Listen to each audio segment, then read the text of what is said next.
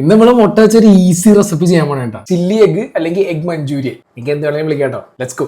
ആദ്യം നമുക്കൊരു ബൗളിലേക്ക് 5 മുട്ട പൊട്ടിച്ചിട്ടാ. ഇതിലേക്ക് 1/4 ടേബിൾ സ്പൂൺ ഉപ്പ്, 1/4 ടേബിൾ സ്പൂൺ കുരുമുളക് പൊടി, കുറച്ച് ജിഞ്ചർ ഗാർലിക് പേസ്റ്റ് ഇട്ട് നമുക്ക് നല്ലോണം ബീറ്റ് ചെയ്തെടുക്കാം. അപ്പൊ ഇനി പാനിലേക്ക് കുറച്ച് ഓയിൽ ഒഴിച്ച് ഈ മുട്ടയുടെ മിക്സർ ഇതിലേക്ക് ഒഴിച്ചു കൊടുക്കാം. ഇനി ഏറ്റവും ചെറിയ ഫ്ലെയിമിൽ നമുക്ക് അടച്ചു വെച്ചൊന്ന് കുക്ക് ചെയ്യണം. സമയം എടുത്ത് കുക്ക് ചെയ്യുന്നതുകൊണ്ട് മുട്ട നന്നായിട്ട് കുക്കായി കിട്ടും. ഇനി വേറൊരു പാൻ വെച്ച് നമുക്ക് സൂക്ഷിച്ചൊന്ന് ഫ്ലിപ്പ് ചെയ്തെടുക്കാം.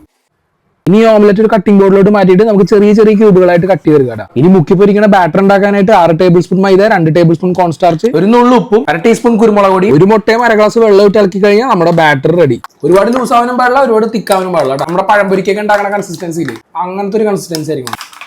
അപ്പൊ ഈ ബാറ്ററിലേക്ക് മുട്ടയുടെ കഷ്ണങ്ങൾ ഇട്ട് ഇളക്കി അപ്പൊ നമ്മുടെ ചൂടായ എണ്ണയിലേക്ക് ചിക്കൻ പൊരിക്കുന്ന പോലെ നമുക്ക് ഓരോന്നോരോന്നായിട്ട് ഇട്ട് കൊടുത്ത് വറുത്ത് കോരി മാറ്റി വെക്കാം. നമുക്കൊരു പാൻ വെച്ച് കൊടുക്കാം. 3 ടേബിൾ സ്പൂൺ എണ്ണ ഒഴിച്ചു കൊടുക്കാം. ഇതിലേക്ക് ഇഞ്ചി വെളുത്തുള്ളി കാന്താരി ഇട്ട് കൊടുക്കാം. ചെറുതായിട്ടൊന്ന് മൊരിഞ്ഞു വരുമ്പോൾ 1 ടേബിൾ സ്പൂൺ മുളക് പൊടി ഇട്ട് കൊടുക്കാം. 2 ടേബിൾ സ്പൂൺ കുരുമുളക് പൊടി, കുറച്ച് MSG ഓപ്ഷനിലാണ്. ഇതെല്ലാം ഇട്ട് ഒരു 10 സെക്കൻഡ് ഇളക്കിയിട്ട് ഡൈസ് ചെയ്ത ക്യാപ്സിക്കവും ഒണിയനും ഇട്ട് കൊടുക്കാം. ഇനി നല്ല ഹൈ ഫ്ലെയിമിൽ 1 മിനിറ്റ് നമുക്കൊന്ന് സോട്ട് ചെയ്തെടുക്കാം. 3 table spoon ketchup, 1 table spoon dark soya sauce, പകുതി ചെറുനാരങ്ങയുടെ നീര് പിഴിഞ്ഞിട്ട് കൊടുക്കാം.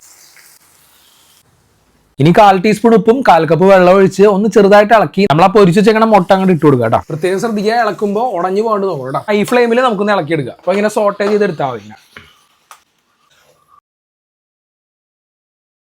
അപ്പൊ ഇത്രേ ഉള്ളൂ. ഒന്ന് ഡ്രൈ ആയി വരുമ്പോൾ നമുക്ക് എടുക്കാം. നിങ്ങൾക്ക് വേണമെങ്കിൽ കുറച്ച് ഗ്രീൻ ഓണിയനോ മല്ലിയിലോ വെച്ച് ഗാർണിഷ് ചെയ്യാം. ഇതിങ്ങനെ എടുത്തിട്ടുണ്ടല്ലോ, ഒരു കടി അങ്ങോട്ട് കഴിക്കണം. പൊളി. നമ്മൾ പനീറൊക്കെ കഴിക്കൂലേ, ആ ഒരു ടേസ്റ്റ് ആയിട്ടുണ്ട്. പനീർ മഞ്ചൂരിയൻ എന്നൊക്കെ വേണമെങ്കിൽ വിളിക്കാം. സംഭവം രക്ഷ കേട്ടോ, നല്ല ഫ്ലേവർ. ഇതേപോലെ ഡ്രൈ ആയിട്ട് എടുക്കണം. അപ്പൊ പുതിയ റെസിപ്പി ആയിട്ട് നമുക്ക് അടുത്ത വീഡിയോയിൽ കാണാം. അപ്പൊ ശരി.